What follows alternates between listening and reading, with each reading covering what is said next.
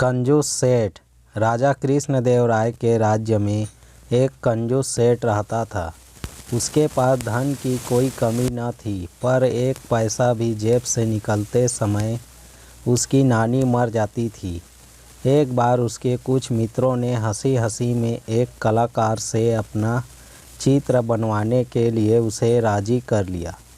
उसके सामने वह मान तो गया, पर जब चित्रकार उसका चित्र बनाकर लाया तो सेठ की हिम्मत न पड़ी कि चित्र के मूल्य के रूप में चित्रकार को 100 स्वर्ण मुद्राएं दे दे। वह सेठ भी एक तरह का कलाकार ही था। चित्रकार को आया देखकर सेठ अंदर गया और कुछ ही क्षणों में अपना चेहरा बदलकर बाहर आया। उसने चित्रकार से कहा, तुम्हारा चित्र जरा भी ठीक नहीं बन पड़ा। तुम ही बताओ, क्या यह चेहरा मेरे चेहरे से जरा भी मिलता है?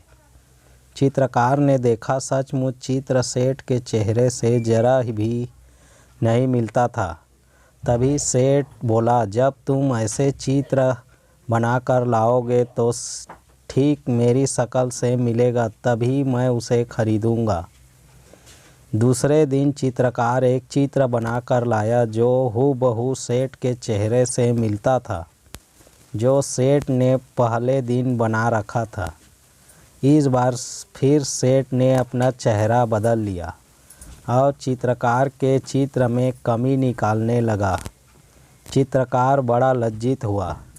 उसकी समझ में नहीं आ रहा था कि इस तरह की गलती उसके चित्र में क्यों होती है। अगले दिन वह फिर एक नया चित्र बनाकर ले आ गया, पर उसके साथ फिर वही हुआ। अब तक उसकी समझ में सेठ की चाल आ चुकी थी। वह जानता था कि यह मक्खी चूस सेठ असल में पैसे नहीं देना चाहता, पर चित्रकार अपनी कई दिनों की मेहनत भी बेकार नहीं जाने देना चाहता था।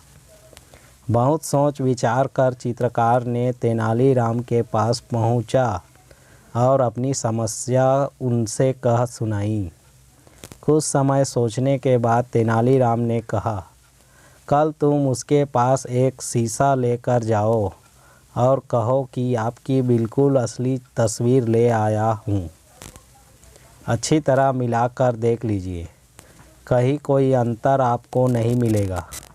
बस फिर अपना काम हुआ कि ही समझो।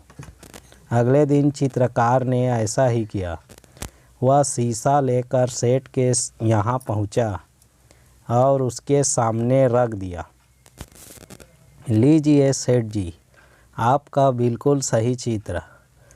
गलती की इसमें ज़रा भी गुंजाइश नहीं है। चित्रकार ने अपनी मुस्कुराहट पर काबू पाते हुए कहा, लेकिन यह तो शीशा है।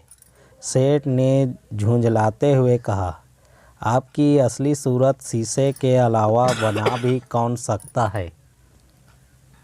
जल्दी से मेरे चित्रों का मूल्य 1000 स्वर्ण मुद्राएं निकालिए। चित्रकार बोला। सेठ समझ गया कि यह सब तेनालीराम की सूझबूझ का परिणाम है। उसने तुरंत 1000 स्वर्ण मुद्राएं चित्रकार को दे दी।